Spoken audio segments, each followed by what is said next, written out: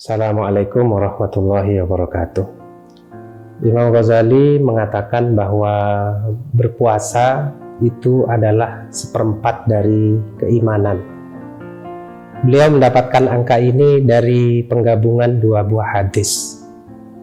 Dalam hadis yang pertama, Rasulullah SAW bersabda bahwa berpuasa itu adalah setengah dari kesabaran. Dan kemudian dalam hadis yang lain, Rasulullah juga bersabda bahwa kesabaran itu adalah setengah dari keimanan.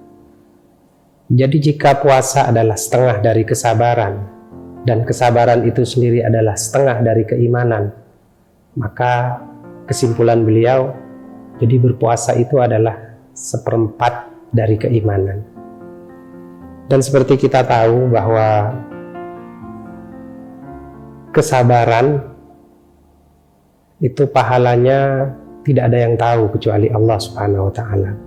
Seperti dijelaskan dalam Al-Quran, Allah bersabda, innama yuwaffas sabiruna ajrahum bighairi hisab. Allah yang akan memberikan dan menyempurnakan pahala bagi orang-orang yang bersabar tanpa hitungan. Hanya Allah yang tahu hitungannya. Dengan demikian bisa dikatakan bahwa pahala dari kesabaran itu tak terbatas. Karena itu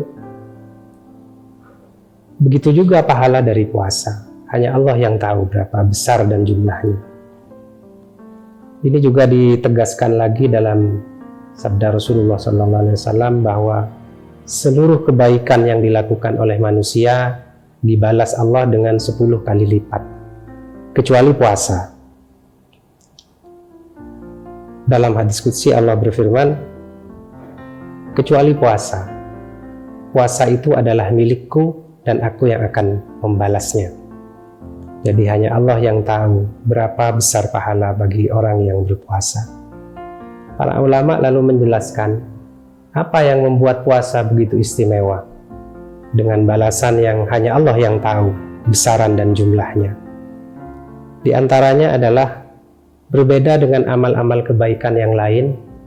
Puasa ini adalah ibadah yang berupa tidak melakukan apa-apa. Dalam istilah sekarang mungkin ibadah yang lain itu adalah ibadah melakukan sesuatu. Sementara puasa adalah ibadah tidak melakukan apa-apa, termasuk tidak makan, tidak minum, dan tidak melakukan hal-hal lain yang membatalkan. Oleh karena itu, jika ibadah-ibadah yang lain ada kemungkinan besar untuk dipamerkan dan digerogoti oleh riya atau keinginan untuk dipuji dan dilihat oleh orang lain, maka tidak demikian halnya dengan puasa. Karena puasa pada hakikatnya adalah tidak melakukan hal-hal yang membatalkan. Jadi apa yang bisa dipamerkan? Tentu tidak ada. Seseorang bisa saja mengaku berpuasa tetapi sebenarnya dia tidak berpuasa. Jadi tidak ada perbedaan antara orang yang berpuasa dan tidak. Seorang yang berpuasa tidak makan, orang yang tidak berpuasa pun bisa saja tidak makan. Tapi berbeda dengan misalnya sholat, sedekah, haji, dan lain sebagainya. Akan terlihat jelas perbedaannya. Oleh karena itu, kemudian puasa ini mendapatkan kedudukan yang istimewa di sisi Allah Subhanahu wa ta'ala.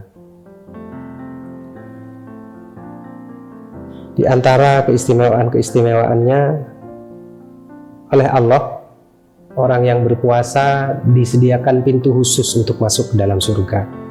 Rasulullah bersabda bahwa di surga ada sebuah pintu yang bernama Ar-Rayyan. Dan pintu itu hanya bisa dimasuki oleh orang-orang yang berpuasa. Rasulullah juga menjanjikan bahwa orang yang berpuasa ini akan mendapatkan 2 kesenangan atau 2 kebahagiaan. Kebahagiaan pertama akan dia rasakan di dunia ketika berbuka puasa, dan ini pasti akan kita rasakan setiap hari. Ketika menjelang maghrib, kita akan sangat sibuk mempersiapkan apa yang akan kita minum, apa yang akan kita makan, dengan penuh kebahagiaan sambil menunggu adzan maghrib.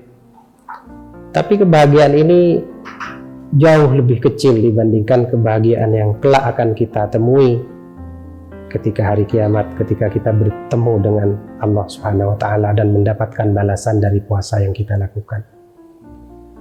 Oleh karena itu, sungguh merugi orang-orang yang tidak berpuasa. Tentu saja ini sesuatu yang berat dan harus kita laksanakan dengan sedikit memaksa barangkali, tetapi mengingat segala keutamaan dan kelebihan yang dijanjikan oleh Allah dan Rasulullah terhadap orang-orang yang berpuasa, sudah selayaknya kita untuk menahan diri, melawan hawa nafsu, dan melaksanakan puasa ini dengan sebaik-baiknya. Saya ucapkan selamat berbuka puasa, karena insya Allah sebentar lagi kita akan berbuka puasa. Kita akan merasakan satu dari dua kebahagiaan yang dijanjikan oleh Rasulullah, dan mudah-mudahan kebahagiaan yang lain akan kita dapatkan kelak ketika kita menghadap Allah Subhanahu wa Ta'ala. Wassalamualaikum warahmatullahi wabarakatuh.